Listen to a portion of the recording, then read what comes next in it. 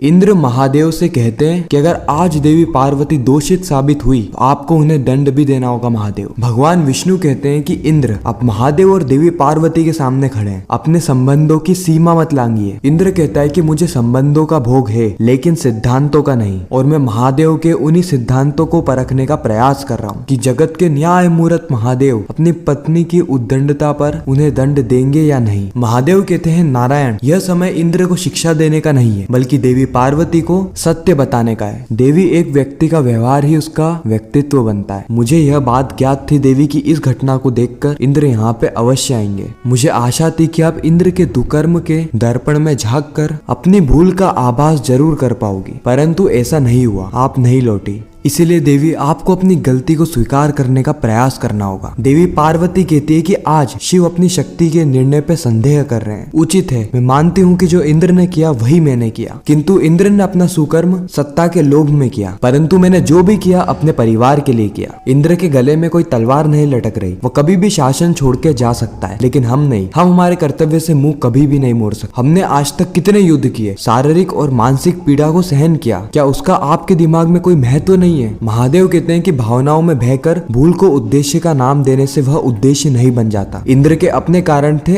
आपके अपने कारण हैं। देवी, आप अपने पद के साथ अपना कद नहीं बढ़ा पाई और आज आप खड़ी हो इंद्र के समान, यही आपका अपराध है। देवी पार्वती कहती है कि अपराध है तो अपराध ही सही, भूल है तो भूल ही सही, किंतु ये सारी ही चीजें एक माता की दृष्टि में अपराध नहीं है। मैं अपना पद चुन चुकी हूँ महादेव, अब आपको जो उचित लगे आप कीजिए महादेव, क्योंकि मैं अब अपना उद्देश्य पूर्ण किए बिना कैलाश नहीं लौटूंगी। फिर देवी पार्वती वहां से जाने लगती है। इंद्र महादेव को कहता है कि यह क्या महादेव, आपने देवी पार्वती को उनका अपराध तो बता दिया लेकिन दंड अभी भी नहीं दिया। महादेव क्रोध में पुकारते हैं, देवी पार्वती, शिव सभी के लिए एक समान है और शिव का न्याय भी, इसीलिए जब तक आप अपनी भूल का आभास नहीं कर लेती, उसका पश्चाताप नहीं कर लेती, जब तक मैं शिव अपनी आदि शक्ति से बात नहीं करूंगा। और यह बात सुन के देवी पार्वती की आंखों से आंसू तक आने लगते हैं। देवी पार्वती कहती है कि चाहे आप मेरे प्राण ले लेते महादेव, लेकिन आपने यह अनर्थ क्यों किया? महादेव अपने अंतर मन से कहते हैं कि न्याय की यही पुकार है देवी। इतने में इंद्र कहते हैं कि मान गए, महादेव की दृष्टि और न्याय सभी के लिए समान है, और फिर महादेव वहां से चले जाते। इस ओर हम देखते हैं कि गर्भ धारण का यज्ञ शुरू हो जाता है। शुक्राचार्य कहते हैं कि एक और तो शिव शक्ति आपस में ही उलझे हुए हैं और दूसरी ओर उन्हीं का अंश जन्म लेने को है, वह अंश जो कि आने वाले समय में असुर कुल का स्वर्गीय इतिहास रचेगा, वह अंश जो कि शिव और शक्ति को सदा सदा के लिए शक्तिहीन करेगा। इस ओर हम देखते हैं कि देवी पार्वती कहती है कि मैं जिस उद्देश्य से कैलाश से निकली थी वह उद्देश्य पूर्ण करने के लिए अवश्य जाऊंगी। मैं असुर माता दिति और शुक्राचार्य को जरूर रोकूंगी। नारद जी कहते हैं कि अब हमें क्या करना चाहिए नारायण, और भगवान विष्णु कहते हैं कि तीतर बीतर की समस्याओं को समेट कर ही निर्णय तक पहुंचा जा सकता है, और इस पूरे ही घटनाक्रम को शिव और शक्ति के बीच में मतभेद के तौर पे नहीं बल्कि पति पत्नी के बीच में विवाद के तौर पे देखना चाहिए, जो कि संसार के हर घर में होता है। किंतु ये सारी ही चीजें अंत में संसार के लिए सुख ही लेकर आएगा। अब क्योंकि रात हो चुकी थी तो शुक्राचार्य कहते हैं कि असुर माता दिति इस गर्भ धारण हवन की सुरक्षा करता हूँ। और जैसे ही शुक्राचार्य जाते हैं हम देखते हैं कि ऋषि कश्यप की आंखें नॉर्मल हो चुकी थी। तो क्या इसका मतलब यह है कि ऋषि कश्यप वशीकरण से बाहर आ चुके हैं और अब वो जो भी निर्णय लेंगे अपनी सूझबूझ में रहकर लेंगे? खैर, ये तो हमें आगे ही पता चलेगा। ऋषि कश्यप दिति को कहते हैं कि दिति, शिव शक्ति के अश्व को इस प्याले में डालो और अपनी पूरी ताकत से इसे वहां पे फेंको जहाँ पे किसी को भी यह दिखाई ना दे। और दिति बिल्कुल वैसा ही करती है बिना सोचे समझे। भगवान विष्णु देखते हैं कि वायुमंडल में यज्ञ स्नान यह कैसे हो सकता है, इसीलिए वह अंतरिक्ष में जाते हैं और उस यज्ञ स्नान को अपने हाथों से रोक लेते हैं। और जैसे ही वो अपने हाथों में उस यज्ञ स्नान को लेते हैं यानी शिव शक्ति के आंसुओं को, उन्हें सारी ही चीजें ज्ञात हो जाती है कि असुर माता दिति और शुक्राचार्य कितनी बड़ी चाल चल रहे हैं। भगवान विष्णु कहते हैं कि नहीं, ऋषि कश्यप और माता दिति ऐसा अनर्थ नहीं कर सकते, मुझे अवश्य ही जाके इन दोनों को समझाना होगा, इन्हें रोकना होगा। उसी समय शुक्राचार्य वहां पे प्रकट हो जाते हैं और कहते हैं कि जो हो रहा है उसे होने दीजिए नारायण, नियति में हस्तक्षेप नहीं कीजिए। गुरु का कर्तव्य किसी को उसके कर्म से रोकना नहीं बल्कि सचेत करना होता है शुक्राचार्य। और शिव शक्ति जब अपने कर्तव्य पक्ष से नहीं टिके तो मैं कैसे टिक सकता हूँ? मैं दिति और ऋषि कश्यप को समझाने अवश्य जाऊंगा। शुक्राचार्य कहते हैं कि मैं यह अनर्थ कदापि नहीं होने दूंगा। भगवान विष्णु कहते हैं कि अगर आप युद्ध करने आए हो करो करो युद्ध। और फिर भगवान विष्णु अपने हाथों में सुदर्शन चक्र को ले आते हैं। यह देख के शुक्राचार्य अपने हाथ जोड़ने लगते, उनसे विनती करने लगते हैं कि अगर मेरे माता पिता ने आपकी सही मायने में भक्ति करी है, सच्चे मन से भक्ति करी है, तो जो कुछ भी हो रहा है आप उसे होने दीजिए। भगवान विष्णु कहते हैं कि यह आप उचित नहीं कर रहे शुक्राचार्य, हालांकि भक्ति का फल तो अवश्य देना होगा। जाइए शुक्राचार्य, मैंने दिया आपको वचन कि मैं किसी से कुछ भी नहीं कहूंगा। शुक्राचार्य कहते हैं कि कोटि कोटि धन्यवाद नारायण आपके लिए। फिर शुक्राचार्य देखते हैं कि देवी पार्वती बहुत क्रोधित होकर ऋषि कश्यप को ढूंढ रही होती है, असुर माता दिति को ढूंढ रही होती है, और शुक्राचार्य को आभास हो जाता है कि अगर देवी पार्वती को उनका स्थान मिला तो वह उस यज्ञ को पूरा नहीं होने देगी। इसीलिए शुक्राचार्य बीच में ही एक बाधा उत्पन्न कर देते हैं। इसी समय भगवान विष्णु कहते हैं कि शुक्राचार्य देवी पार्वती को रोक के अपना कर्तव्य निभा रहे हैं। असुर माता दिति और ऋषि कश्यप असुर पुत्र का निर्माण कर रहे हैं, मुझे भी अपनी भूमिका निभानी होगी। अगर शिव शक्ति के आंसू की एक बूंद भी मुझे मिल जाए तो इस अनर्थ की 8 मिल जाएगी। इस अनर्थ को बाद में रोका जा सकता है। इसीलिए भगवान विष्णु अपने हाथों में शिव शक्ति के आंसू का एक बूंद ले लेते हैं। और इसी के साथ यह एपिसोड यहीं पर ही खत्म हो जाता है। आपको यह एपिसोड कैसा लगा कमेंट सेक्शन में जरूर बताना। अगर आपको यह वीडियो अच्छी लगी हो तो वीडियो को लाइक करके चैनल को सब्सक्राइब करके ज्यादा से ज्यादा लोगों को यह वीडियो शेयर करना। मिलते हैं नेक्स्ट वीडियो में।